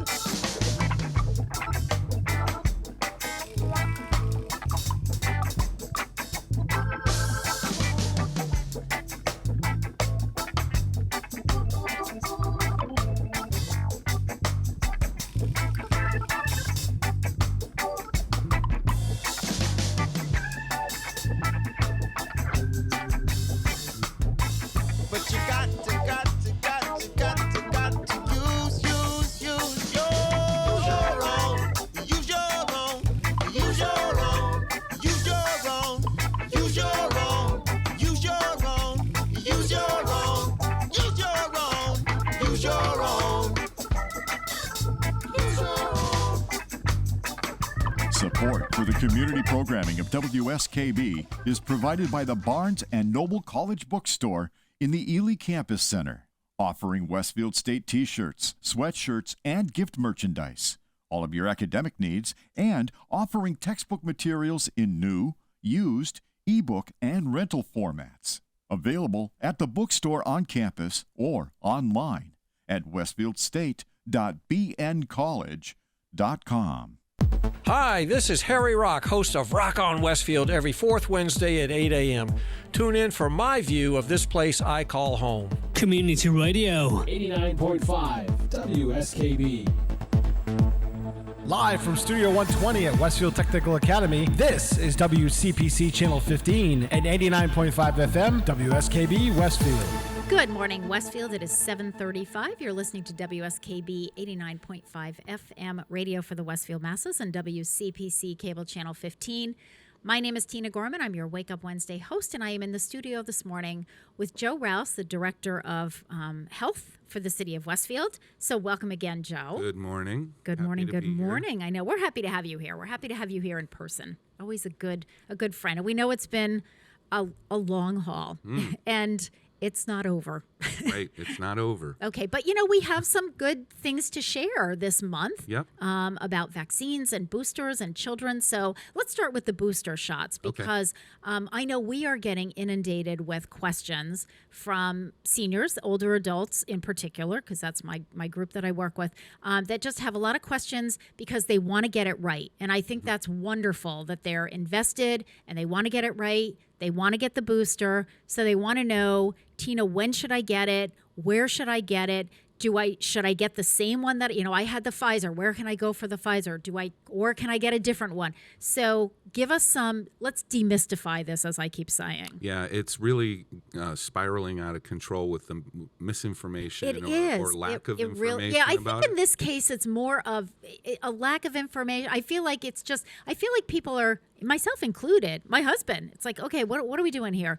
It's confusing because they're, as things are coming out from the CDC or whatever, it seems like sometimes it's, last week I thought they said this and now it seems like they're changing. So, and I don't think it's that anybody's purposely trying to give out, the wrong information. Right. I think it's just as we're, this is ever evolving. So let's talk about where we are today with boosters. So I can actually make it really simple. Okay. Get your booster shot. if it's been 6 months since you had your the second last dose. vaccine. Yep. Okay. So we'd go back to what, April? Anybody April or before? Yeah. Probably. Yeah. And regardless of your age, regardless of your health conditions, it's a half dose of the original vaccine. Okay. So hopefully the side effects won't be the same if you had any from the first time. But okay, so the technical thing is what they say. Anyone 65 or older needs to get their booster now if it's been more than 6 months since you've gotten Pfizer or Moderna. 2 months if you got Johnson & Johnson single dose. Yep. And then we'll talk about Johnson & Johnson separately. Okay. But with Pfizer and Moderna, which is what most people had, what they said initially, it was just like in the first round of the initial vaccine. You had to prioritize the high-risk groups. Okay. So it was 65 and older, comorbid, 2 or more comorbidities, and then people that worked in healthcare settings and high-risk areas.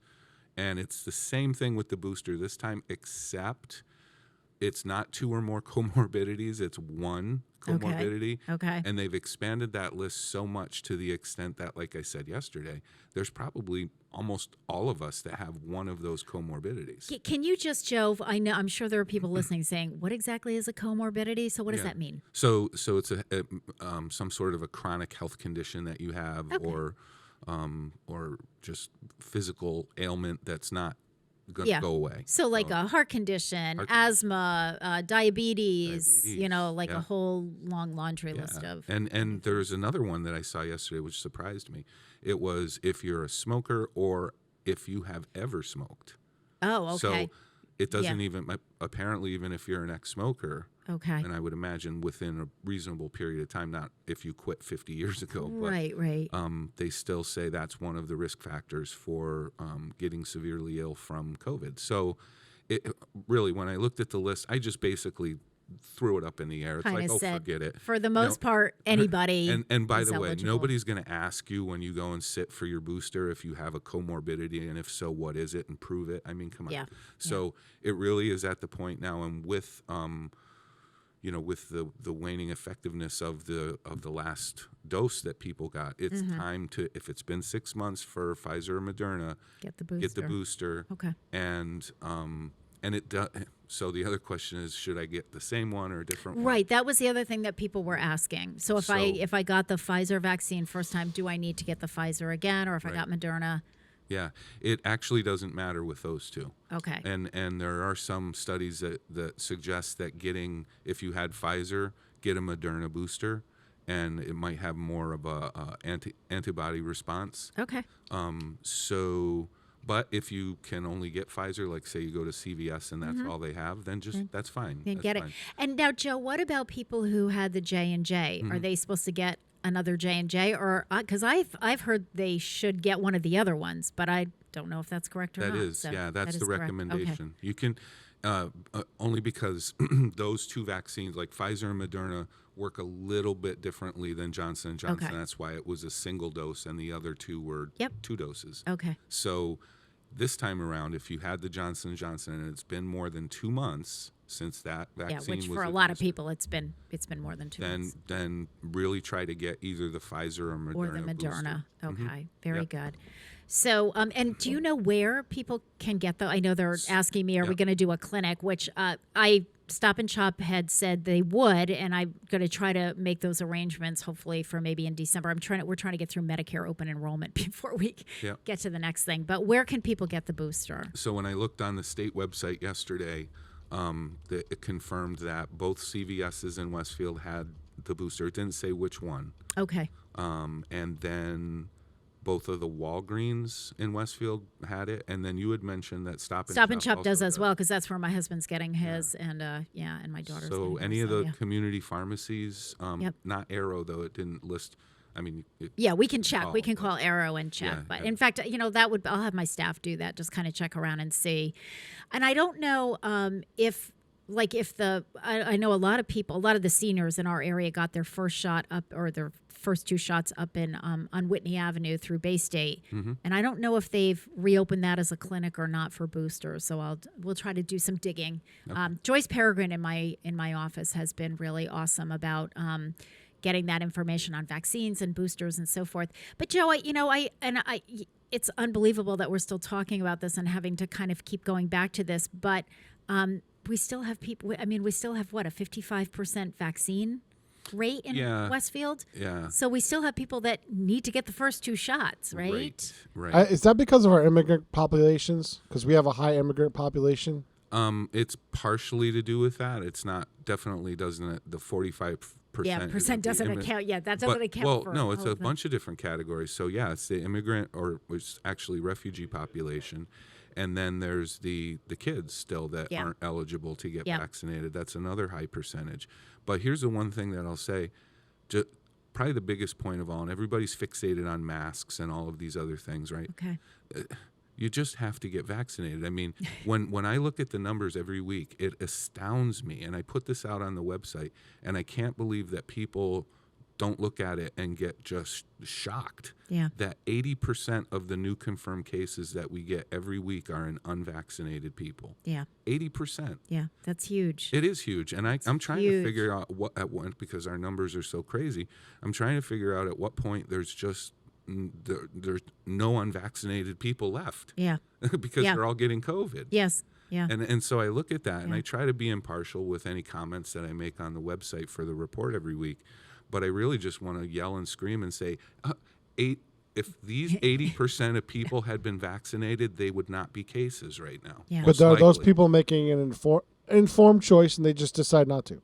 Well, there are those people that are doing that. I mean, I had somebody who called me about the tax work-off program, and although we don't have a vaccine mandate at the senior center for the tax work-off program because I'm putting them in the schools, we're requiring it. And I had a woman who called me last week and, can you give me the information? I said, of course. So we went through the whole thing and income eligibility, all the way down to the last one. And I said, and I need verification of your vaccine. Oh, I have to be vaccinated for COVID? I said, yes, you're going into the school. That's not going to happen. Yeah, well, I said, well, then you're not going to do this program. Yeah, I mean, I have known people that have been vehemently against getting vaccinated, and then they get COVID, and oh my God, does their song change? This is like, it is. I mean, there's people very close to me that happened to, people that I work with that's happened to. Yeah, and they. I've lost somebody that's happened to, but they made a choice. Right. Yeah. Right. Yep. I don't know. It's just it's hard. shocking to me when I see that. The other one that I have a question about is I know I've read studies from all over the place now that say if you've had COVID and had both shots, that's probably more durable than getting a booster shot. Yeah, that's hybrid immunity. So, right. Yeah, it's true. It's absolutely true. Should that be a decision-making factor in thinking about getting a booster? If you've had a confirmed case. If you think you've had it, that's different. Yeah, that is different. Right, yeah. A confirmed case with both vaccines, you still want to get the booster only because the variants are changing all the time. So, not that this booster is too much different than the original. Yep. But it will help your immunity. Well, you know what? It's no different than if you get the flu, and the next year you're going to get a flu shot anyway because it's because different strains and so forth. Yeah. So But you're right, Pete. That hybrid immunity is really effective, and they're finding that those two together, full vaccination and a history of COVID, really kind of builds your antibodies even more. So. All right. Okay, let's take a little break. When we come back, I want to talk about the vaccine for children because there's some exciting news on that front. In honor of the birthday of Teddy Roosevelt, and today is Navy Day, we're going to listen to Anchors Aweigh by the United States Navy Band. So this will get everybody getting marching in place and so forth. You're listening to WSKB 89.5 FM radio for the Westfield masses and WCPC cable channel 15. My guest is Joe Rouse, Director of Public Health. We'll be right back.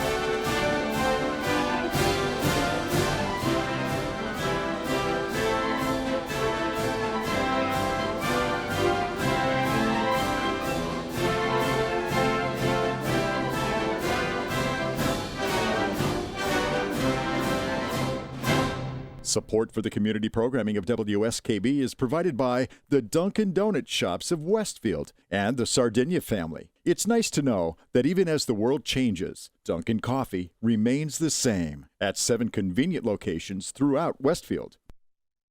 Hi, this is Harry Rock, host of Rock on Westfield every fourth Wednesday at 8 a.m. Tune in for my view of this place I call home. Community Radio. 89.5 WSKB. Live from Studio 120 at Westfield Technical Academy, this is WCPC Channel 15 and 89.5 FM, WSKB Westfield.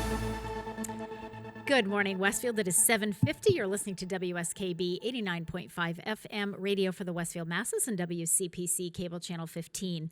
My name is Tina Gorman. I'm your Wake Up Wednesday host, and I have Joe Rouse with me, Director of Public Health with the City of Westfield. And Joe, you know, we've been talking about vaccines and we've been talking about boosters, but we really do have some exciting news that seems to be evolving on the national scene. So let's talk about children and vaccines. Okay, so I going on what I got emailed to me from the higher up agencies. So I haven't heard about it on the news yet and what they're saying, but this is what I read. So the FDA has approved an authorized emergency approval for Pfizer vaccine for children 5 to 11 years old. Right, that's what I heard too. So, heard that on the news coming in this morning. And this one, like I was talking about, the booster is like a half dose. This is like a third dose. Okay. So it got approved by FDA. It now has to go to the CDC. Okay. And I believe that's going to be either November 2nd or 3rd. So we're talking about in the matter of, and I think the pediatricians are already starting, like you have to put your order, they had to put their order in and so forth. Yeah, and so that's going to be great. Right. It's going to be administered through the pediatricians and way better than just bringing a 6-year-old to CVS, right? Yeah, it's a little scary. Agree. Yeah. So now the only thing that has to happen is the CDC has to approve it. The CDC director signs off on it, and then there you go. We're good to go. Do you think that'll be a game changer? As far as our cases go, or cases around the country, cases in general. Yeah, and I'll tell you what, because we started to keep track of pediatric cases and break them down into 5 to 11, 12 to 17. And it's surprising, well, not surprising, but it's kind of interesting to look at the percentage of cases in the 5 to 11-year-olds every week versus the 12 to 17s that can get vaccinated. And it's always higher in the younger group. But there's a couple factors to that. But one of them is, of course, they can't get vaccinated. So I think it's going to help out a lot. I would probably say in any given week, the number of pediatric cases of 5 to 11-year-olds is probably somewhere around 10 or 11. I can't remember what I posted this last week. Okay. But, you know, that's a good, get them vaccinated. They can't be spreading it around. And that's the other thing is that the younger kids, I mean, you know, spreading it around to everybody. It's really hard to get a 5-year-old to wear a mask all the time. And especially, you know, what are you going to do? You can't tie it around their head. So, and also, as everyone knows that's ever been around little kids, they are not the most sanitary people in the world. Really? Yeah. Like I said yesterday on the mayor call, there's saliva everywhere. Oh, my gosh, I know. Snot. And, you know, everybody was cracking up because anybody who's a parent knows. It's like, oh, my gosh, you're constantly wiping your kid's nose and go wash your hands. And the daycares are kind of in trouble because of that. And it's really hard to, you know, get the kids to wear masks and keep from crawling around all over everybody. And so then what happens is not only do they spread it within their little, what did we used to call those things?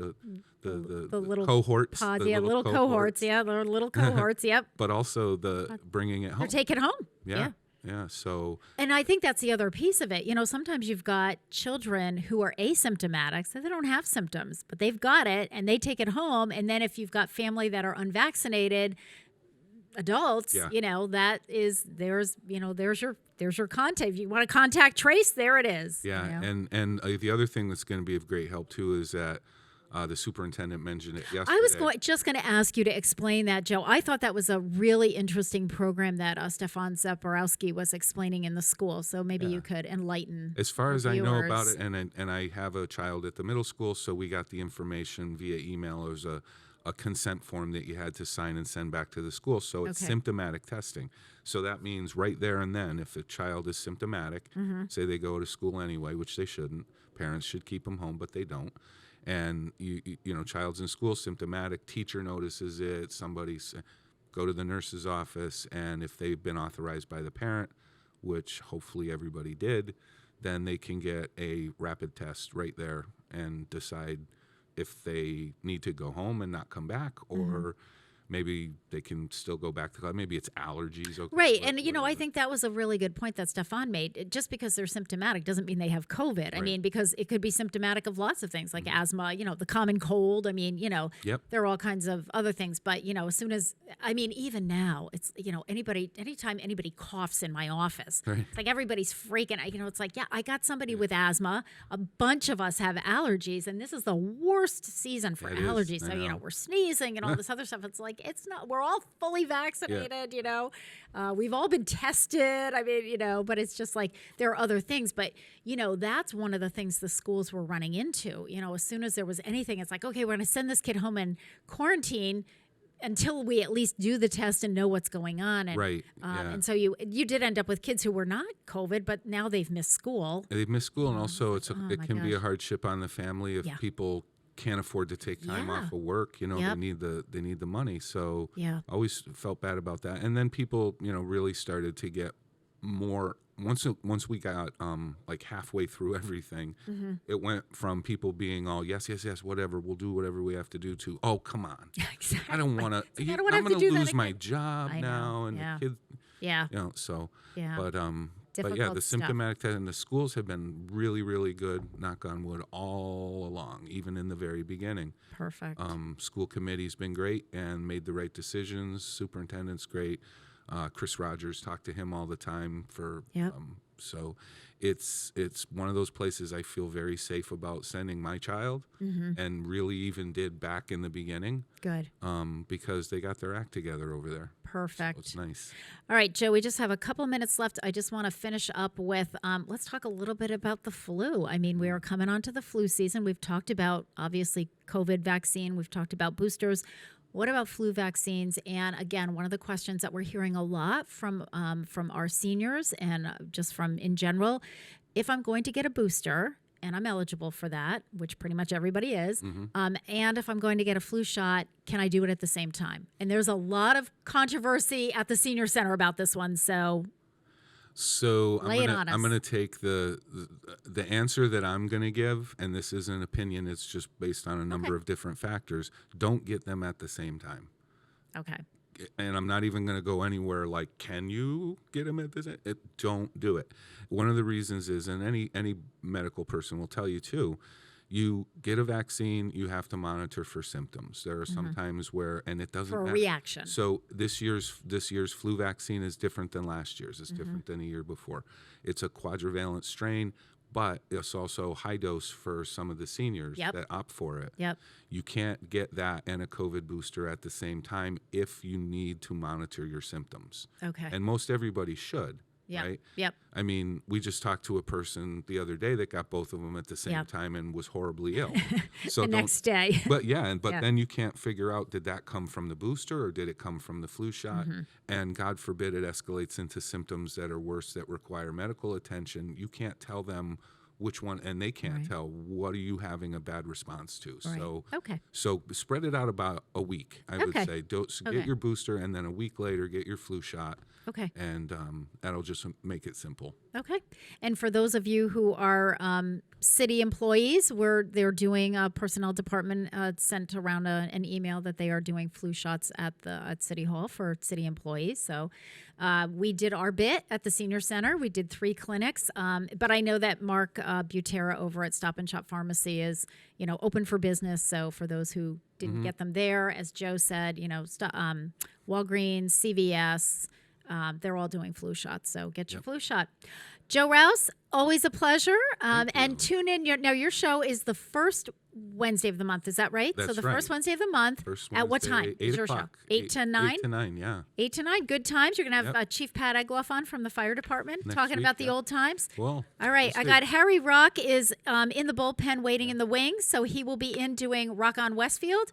I will see you next week. Have a good one. Stay healthy, And get my out friend. and vote. Stay healthy and vote. Yeah, vote.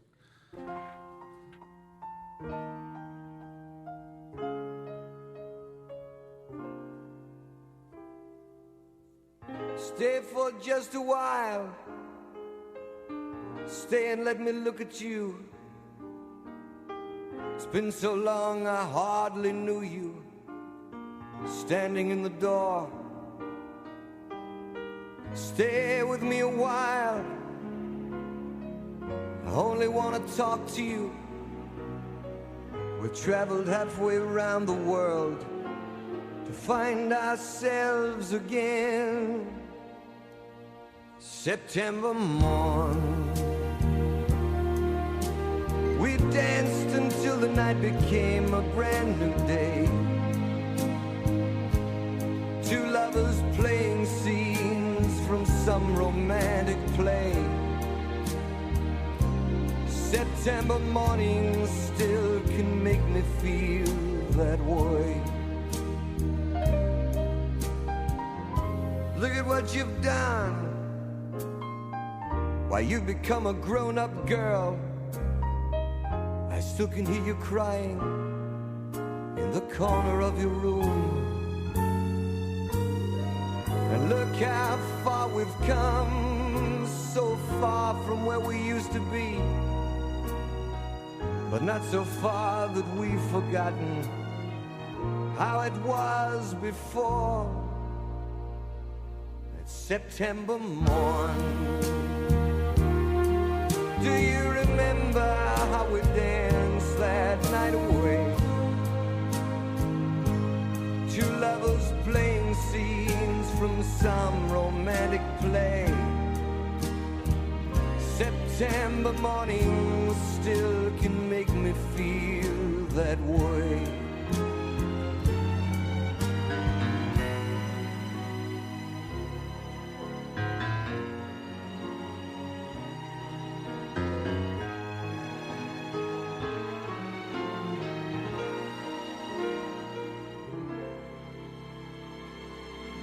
September morn, we danced until the night became a brand new day. Two lovers playing scenes from some romantic play. September morning still can make me feel that way. September morning,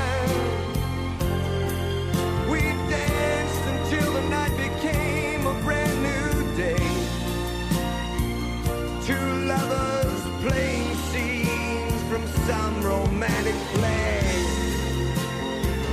September morning still can make me feel that way.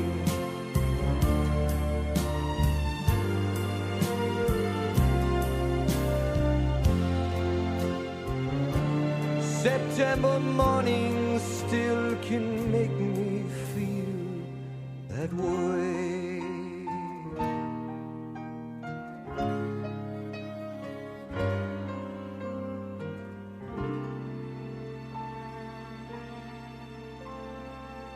Underwriting support for the community programming of WSKB is provided by the Greater Westfield Chamber of Commerce, the voice of business for the Greater Westfield communities. Informing, educating, advocating, the Chamber provides opportunities for members to make meaningful connections on local, regional, and state levels. For more information on the Chamber's many events, workshops, and programs, as well as the benefits of membership, visit westfieldbiz.org.